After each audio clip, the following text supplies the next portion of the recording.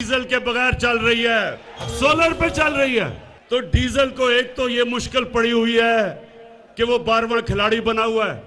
दूसरा, वो जानता है कि पख्तूनख्वा में क्या हुआ था। जब तहरीक इंसाफ ने 5 साल पूरे किए तब पख्तूनख्वा के अंदर बामुकाबला सारे सूबों के सबसे तेजी से गुर्बत पख्तूनख्वा में तहरीक इंसाफ के दौर में कम हुई थी।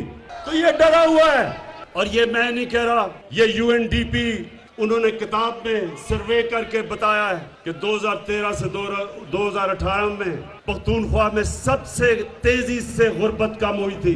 अमीर गरीब में फासला सबसे कम हुआ था। तो इसलिए मंडी भावदीन ये सब डरे हुए हैं। ये चोर, ये डाकू, और डाकू ये सुन ले जरा बात, ये इमरान खान नहीं कह रहा ये डाकू है। 20 साल से एक दूसरे को ये डाकू कह रहे हैं। फजल रहमान इनको डरा रहा है कि जल्दी जल्दी किसी तरह इसको गिरा दो, नहीं तो 2023 का भी इलेक्शन गया। एक छोटा मियां है, एक तो बड़ा भगौड़ा मियां है, एक छोटा मियां है। अब छोटे मियां को क्या मसला पड़ गया है? मंडी भावदीन, वो छोटे मियां का एक तो दिल बड़ा कमजोर है, ऊपर से उसको पता चल गया कि मकसूद चपड़ासी के अकाउंट में 375 करोड़ रुपया कैसे आ गया। मंडी भावदीन, नौजवानों, आप जानते हैं मकसूद चपड़ासी कौन है? चले मैं जरा आज आपको इंकशाफ करता हूं कि 15,000 रुपए महीने की तनख्वाह में मकसूद चपड़ासी छोटे मियां की sugar mill, Ramzan sugar mill में एक मुलाजिम था। उसके बैंक अकाउंट में एफआईए ने पता चला, एफआईए को, कि तकरीबन 4 अरब रुपया 375 करोड़ रुपया उसके बैंक अकाउंट में आ गया। जैसे ही एफआईए को पता चला तो मंडी भावदीन के नौजवानों पता क्या हुआ? पहले तो छोटे मियां ने अपने बेटे को लंदन भिजवाया, वो जल्दी जल्दी फरार हुआ रात को। वो इनका स्पेशलिस्ट था, पैसे इकट्ठे करने वाला, सलमान शहबाज, वो आज लंदन भाग गया। मकसूद चपड़ासी को जल्दी से बाहर भिजवाया। जब नून लीग का दौर था तो अपने दामाद को छोटे मियां ने बाहर भिजवा दिया। हमारे दौर में नहीं, अपने नून लीग के दौर में बाहर भिजवाया। जब पता चला कि उसको सरकारी गवर्नमेंट के ऑफिस से किराया मिल रहा था, गवर्नमेंट के अदारे से, जबकि बिल्डिंग ही नहीं बनी थी, उसको बाहर भिजवाया। उससे पहले भगौड़े मियां का 2 बेटे नून लीग के दौर में बाहर भिजवा दिए। और सागदार को, मुंशी को कौन भूलेगा? ये खाकान अब्बासी जब प्राइम मिनिस्टर था, अवाम के टैक्स के खर्चे पे अपने जहाज में इसने उसको बाहर भिजवाया। अब नौजवानों, मुझे ये बताओ कि अगर आपने चोरी नहीं की तो आपको डर किस चीज का है? पाकिस्तान की? हाँ, इमरान खान से डर है। इसलिए डर है कि इमरान खान की कोई कीमत नहीं। जनरल मुशर्रफ की तरह उसने आपको एनआरओ नहीं देना। केसेस आपके पुराने हैं, एनआरओ मेरे से मांग रहे हो, जिस तरह जनरल मुशर्रफ से लिया था हुदैबा पेपर मिल का। कोई डाकुओं को एनआरओ नहीं मिलेगा जब तक आप इस मुल्क का पैसा वापस नहीं करेंगे। जब तक, ये सुन लो, जब तक, मैं अपनी कौम के सामने वादा कर रहा हूं, जब तक मैं जिंदा हूं, मैं इनका पीछा नहीं छोड़ूंगा जब तक कौम का पैसा नहीं वापस करेंगे। सबसे पहले तो मैं इनसे पूछता हूं कि आज पाकिस्तान की अदालतें आजाद हैं।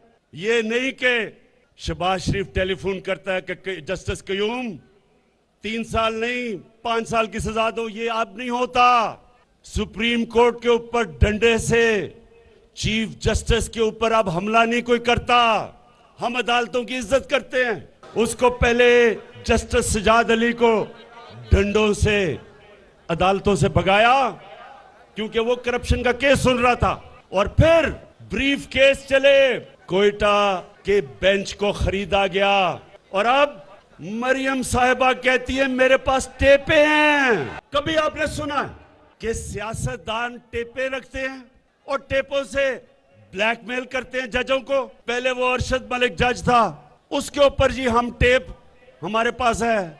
फिर पुराने चीफ जस्टिस के ऊपर एक टेप बनाई गई, एक फेक टेप बनाई गई अपने केस से बचने के लिए। ये पॉलिटिशियन नहीं करते, ये माफिया करता है। और इस माफिया का मेरी कौम ने मुकाबला करना है। आपने मेरे साथ मिलना है, मेरे पे छोड़े। मैंने इनका अदम एतमाद वोट के लिए, डीजल का तो हमें पता चल गया जल्दी क्या है। शहबाज शरीफ को मकसूद चपड़ासी की मुश्किल पड़ गई है।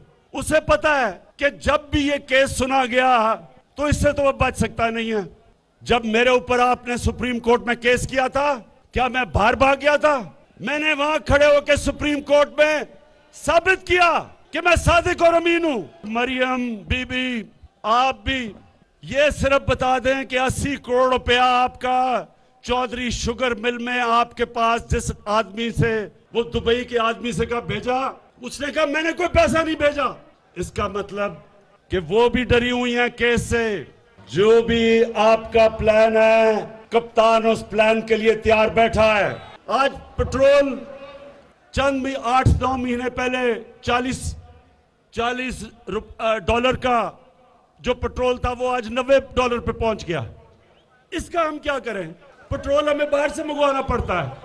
हमने सारे अपने ड्यूटीज और टैक्सेस कम कर दिए ताकि लोगों पे बोझ ना पड़े। टैक्स कम करने का, ड्यूटीज कम करने का 70 अरब रुपए का नुकसान होता है, लेकिन हम क्योंकि लोगों पे बोझ ना पड़े हमने उसको कम कर दिया। हम नुकसान ले रहे हैं।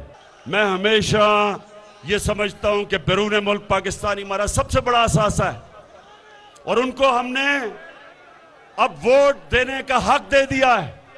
अब पहली दफा बैरून मुल्क पाकिस्तानी वोट देंगे पाकिस्तान में। और उसके बाद कभी भी ज़राअत के अंदर इतना ज्यादा पैसा नहीं आया जो आज आ रहा है।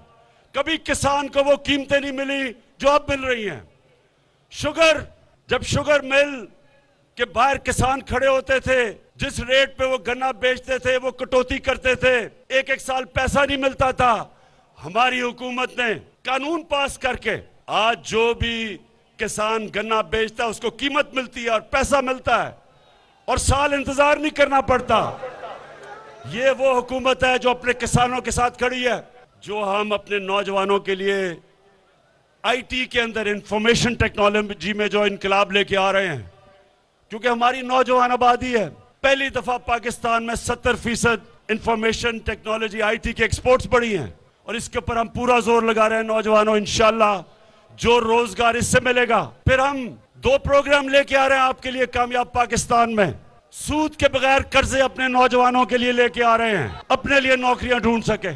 उस्मान बुज़दार, मैं आपको खराज तहसीन पेश करता हूं। 400 अरब रुपया, कभी किसी ने सोचा भी नहीं कि 400 अरब रुपया आपने मुख्तस किया है अपनी सारी अवाम को हेल्थ इंश्योरेंस देने का, हर खानदान को। इसका तो आपको अल्लाह भी सवाब देगा।